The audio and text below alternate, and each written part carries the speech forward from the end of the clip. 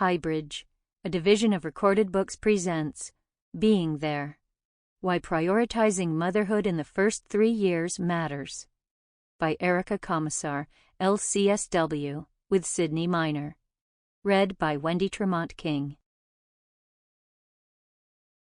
Children are not a distraction from more important work. They are the most important work. C.S. Lewis.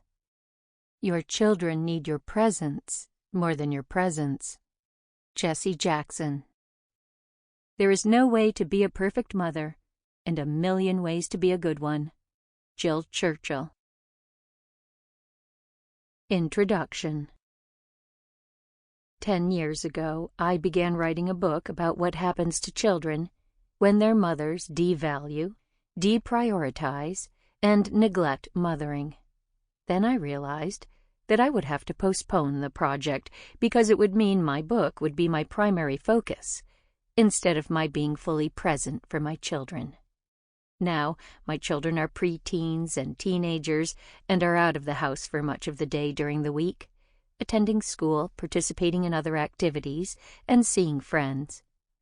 I am still present for my children when they are home. But as my teenage son walks in the door and gives me a hug, I realize that it's my presence, not my focused attention, that he needs, as he did when he was younger.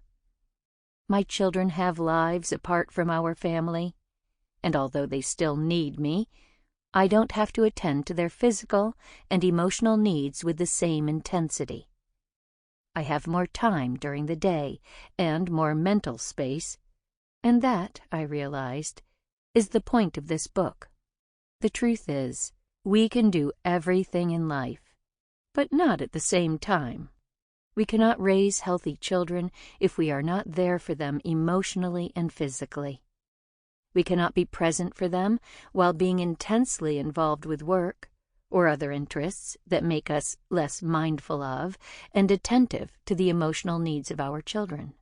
I am deeply saddened by the mommy wars still raging across this country between working and non-working mothers, because rather than supporting all mothers, we have created a divisive environment.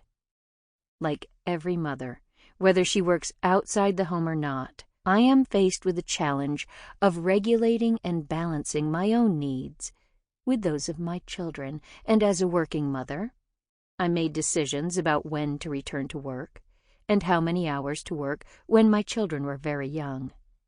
And while this is a book about the well-being of our children, it is also about the happiness and well-being of their mothers.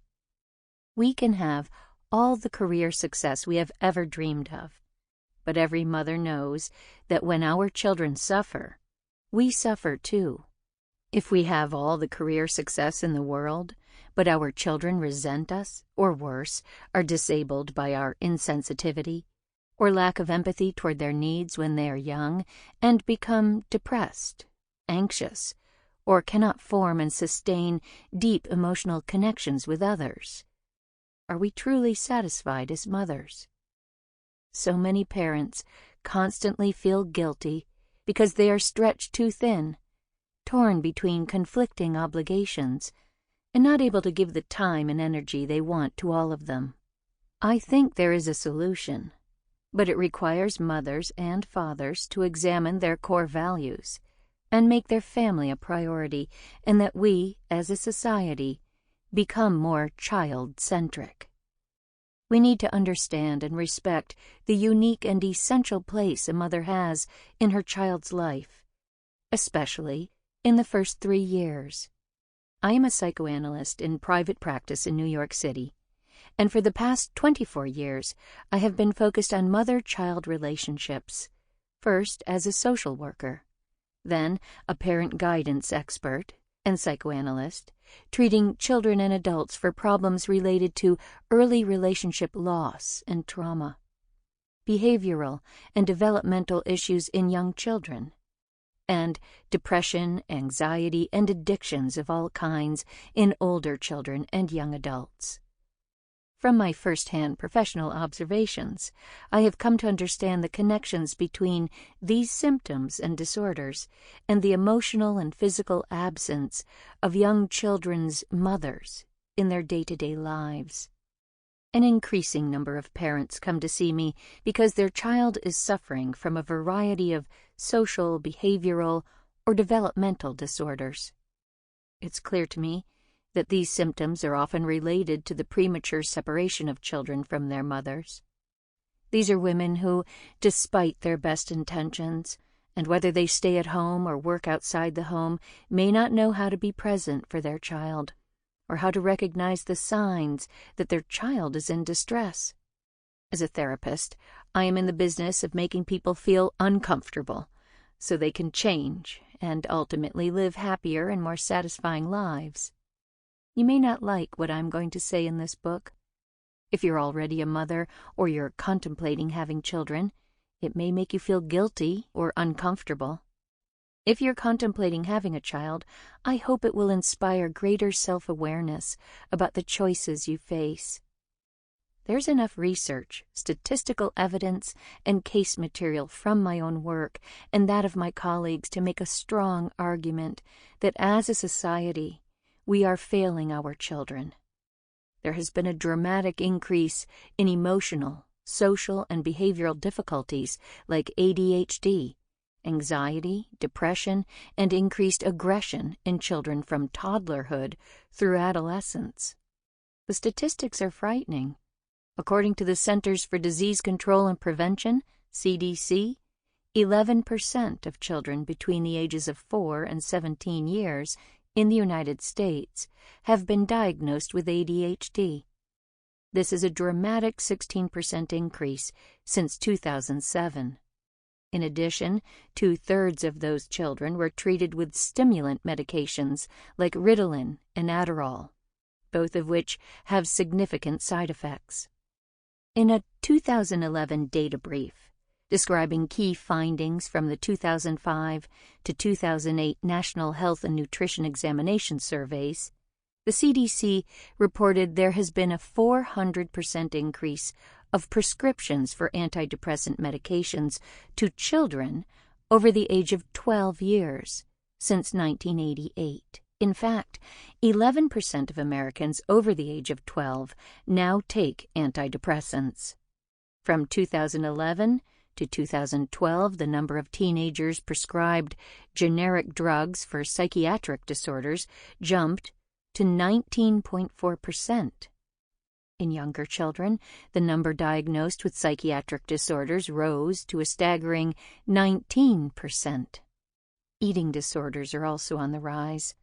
A study from the Agency for Healthcare Research and Quality stated that more than 25 million people in the United States suffer from an eating disorder, and hospitalizations of children 12 years and under for eating disorders has increased 119% in the last decade.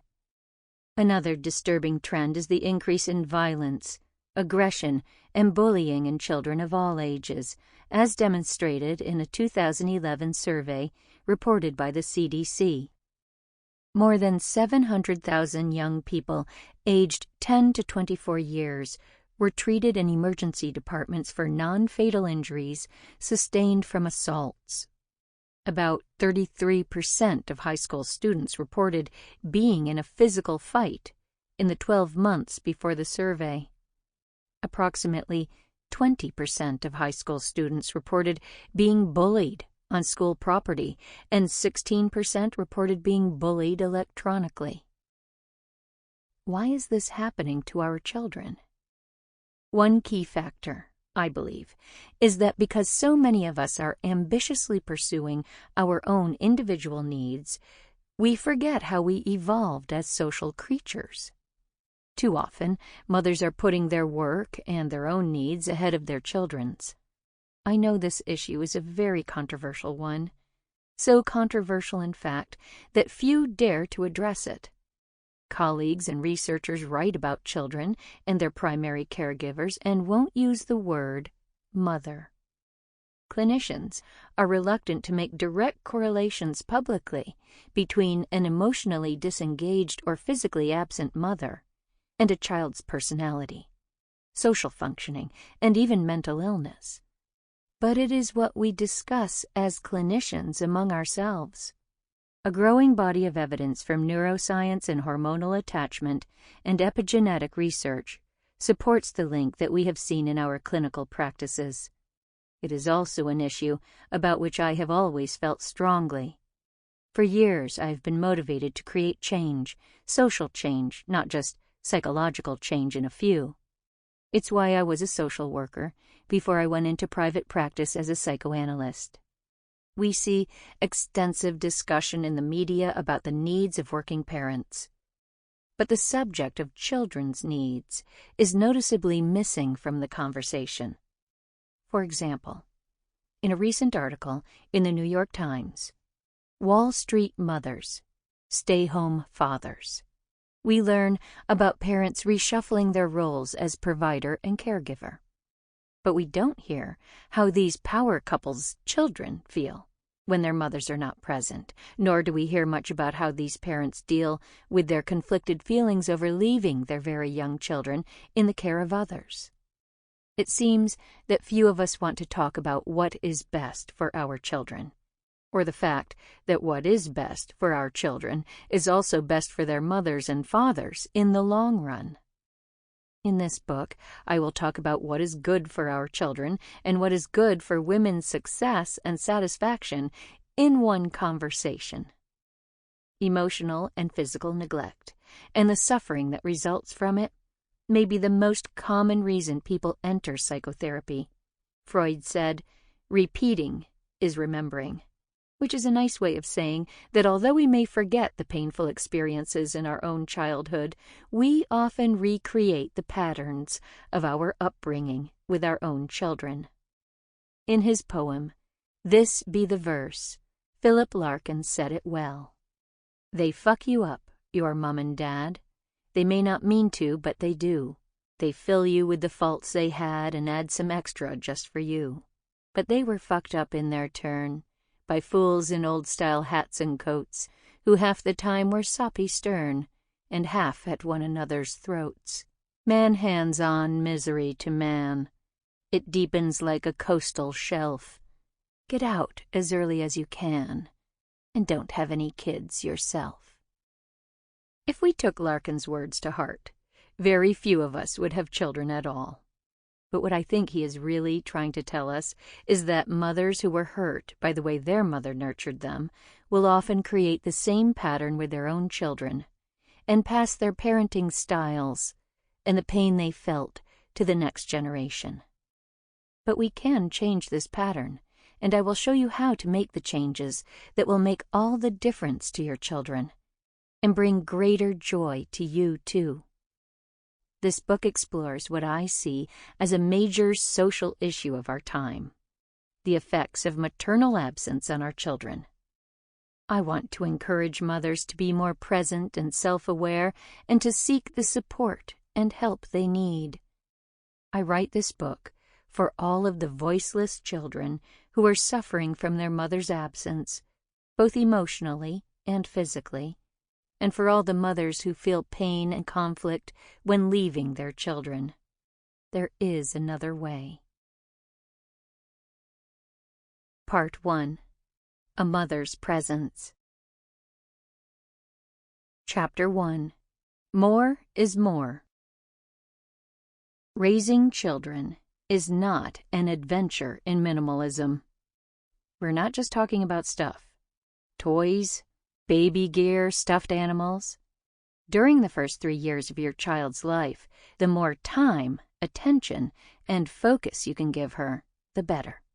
Dr. Thomas K. McInerney, past president of the American Academy of Pediatrics, said, "Frequent, positive interaction between a mother and her baby in the first 3 years of life is critically important for the child's social and cognitive development." Your nurturing presence in your child's early years affects the development of her brain. A new study, released by the Stanford University School of Medicine, showed that a child's brain responds more strongly to her mother's voice than the voices of strangers. The brain regions engaged are involved not just with auditory processing, but also with emotion and social function, among others. Spending more time with your child during this critical period of development means she will have a greater chance of being emotionally secure and resilient to stress, as well as being better able to regulate her emotions throughout life, read others' social cues, achieve a higher emotional intelligence, and connect with others intimately. But a mother's physical presence in itself is not enough. What is vital for both the short-term and long-term well-being of your child is your emotional presence.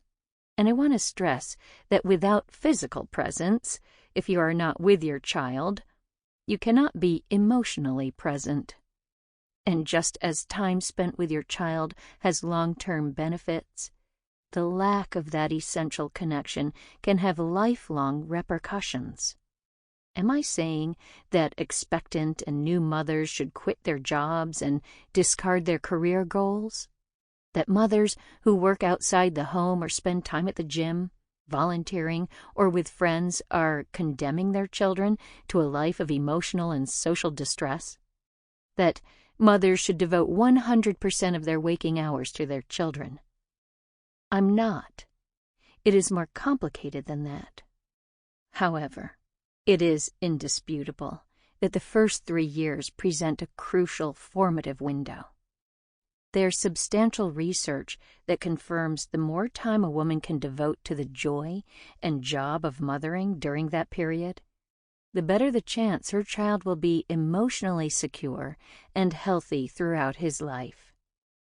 If it's possible to put a career on hold, if it's possible to work part-time, or if it's possible to work from home some or all of the time, I believe that is an exchange worth making. Of course, many women, including single mothers and women whose partners cannot support their families alone, may have few choices about whether to work or to stay home. No matter what choices you make, in this book, you'll find concrete ways to maximize the time you do have with your child, and to be as present as possible. I also provide advice for selecting and guiding a caregiver. I understand these decisions are not simple. There are a number of issues women consider when they're deciding how to prioritize family and work. The burden of financial concerns, the importance of independence from their partner, the negative effects on their career, the fear of being bored with their baby, and the worry of being a bad mother. Our society values financial security and material success over the more important values of emotional security and connection to those closest to us. Are we making the right choice when we choose a more comfortable material life over the mental health and well-being of our children and ourselves? Your baby does not care if she has a bigger room or a Florida vacation. What she wants is you, and the safety and security of being in your presence. What I hope this book will do is inspire you to question whether you need or want more financial resources, and whether this critical time in your baby's life is when you should be focusing on professional and material success. Yes, there are often career costs associated with taking time off or scaling back your work hours while your child or children are young. This is reality. When we make the commitment to have children, we also need to make the commitment to care for them, and that involves making sacrifices. Some of these sacrifices may include accepting that we may have less money and more expenses, a changing relationship with our spouse or partner, less time with friends, and less time for ourselves. If we can let go of the fear of losing out on our careers and realize that the time we spend with our children is, as Jacqueline S. Burke said, cash in their emotional trust fund and an investment in their future, we can look differently at how we spend our valuable resources. Having a baby can be a transformative experience. Nothing in a woman's life will ever be the same again. When we have a child, we have to learn to let go of preconceptions and unrealistic expectations about what we can and cannot do. In my practice, I hear many women talk about their fears of losing themselves when they become mothers. They're afraid of losing their identity and independence, and of needing to depend emotionally and financially on their partner or spouse. They mourn the loss of their former lives, which is a natural and appropriate response to the seismic shift that has taken place.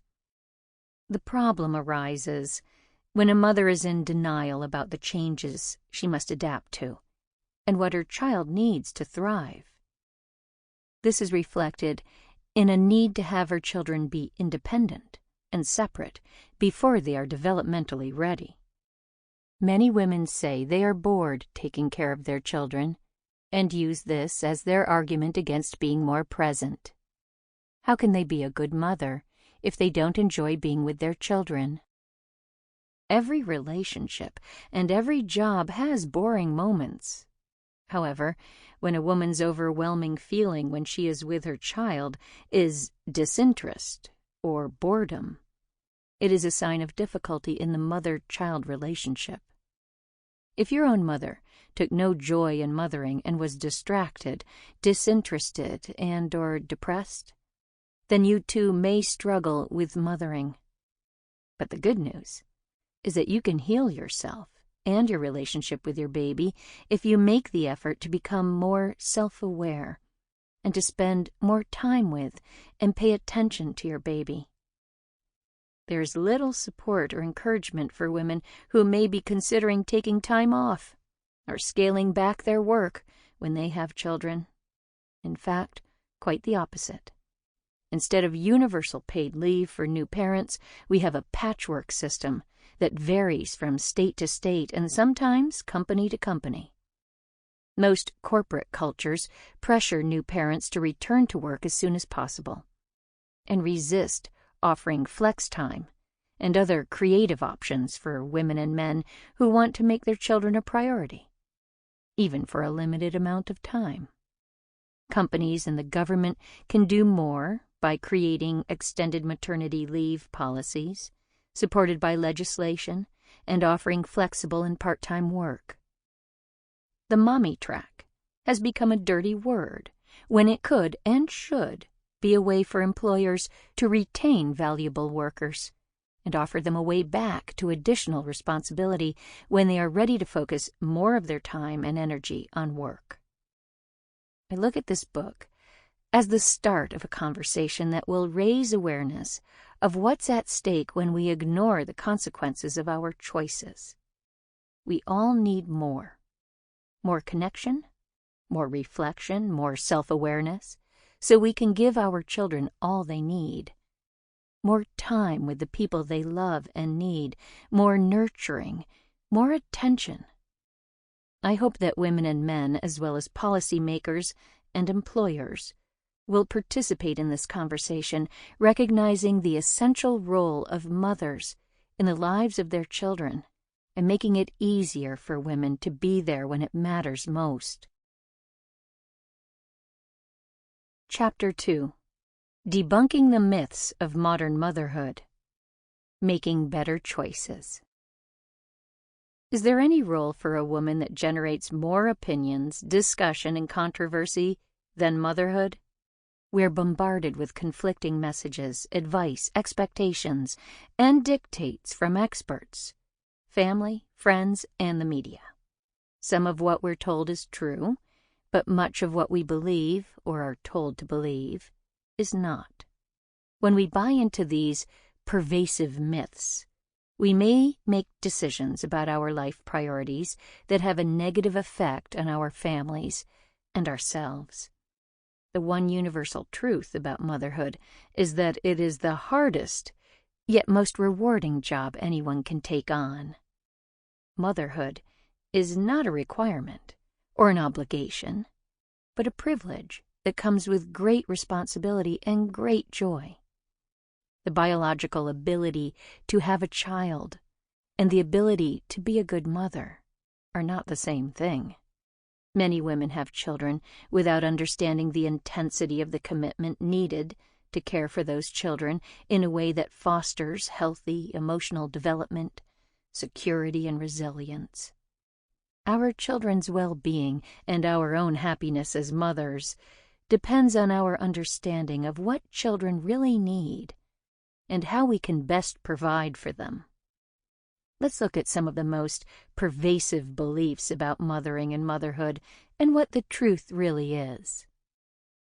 Myth 1. You can be a perfect mother. There is no perfect mother. There is no perfect child.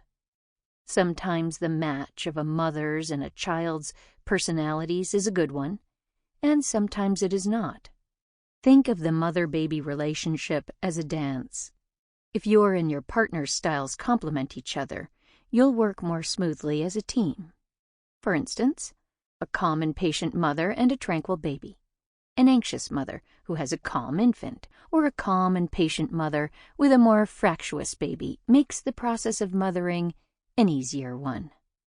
However, often mothers' and babies' personalities are not a good fit.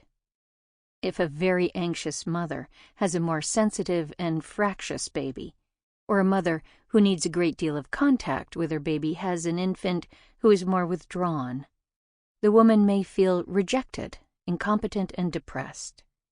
We have an image of what our child will be like when she is born and what we will be like as mothers, but it is not possible to predict what kind of personality your baby will have, or if you and your baby will immediately find a comfortable rhythm to your relationship. What matters is how you understand, accept, and meet your child's needs, even when the match is imperfect. It's often the case that women have very high or unrealistic expectations of what their experience of pregnancy and childbirth will be like. Many women expect that they will have no physical discomfort, uneasiness, or negative feelings about carrying and nurturing a child, and that the entire time will be joyful and pleasurable. In fact, mothering has many joyful and pleasurable parts, but, like all adventures in life, it also has uncomfortable bits. We may love being pregnant and feeling our baby kick, but hate the feeling of being swollen or may have trouble walking. We may feel overwhelming love for our baby when we see him for the first time, but hate the process of giving birth, particularly if there were complications, or if we needed a C-section when we had planned for a natural birth. We may love the idea of breastfeeding, but the reality is that it can be at first frustrating, physically painful, and overwhelming until we and the baby get the hang of it. Mothering is not a perfectible art. That is an artificial and unachievable goal. Yet it is important for the well-being of our children that we strive to be better by doing everything we can to ensure, given our circumstances, that we give our children the best chance for emotional and physical health. We can be what pediatrician Donald Winnicott called a good enough mother. One who focuses on her child's needs, but is also a fallible human being. In an article in Psychology Today, Dr. Jennifer Kunst described such a woman as a mother under pressure and strain. She is both selfless and self-interested. She is capable of great dedication, yet she is also prone to resentment. She is not boundless. She is real. Kunst went on to say, real mothers are the best kind of mothers, and the only kind. It takes an imperfect mother to raise a child well. Striving to be better is at the core of being human, but striving for perfection is another thing entirely. When we strive for perfection, we are trying to meet our own parents' unmet expectations of us. Perfect is a word I associate with low self-esteem because it is so often used by individuals who are struggling to feel good about themselves, and in so doing, they place unrealistic standards on everything they do and are. When my clients or friends ask me how to raise healthy children, I tell them to learn as much as they can about themselves and their feelings about their Sample complete. Ready to continue?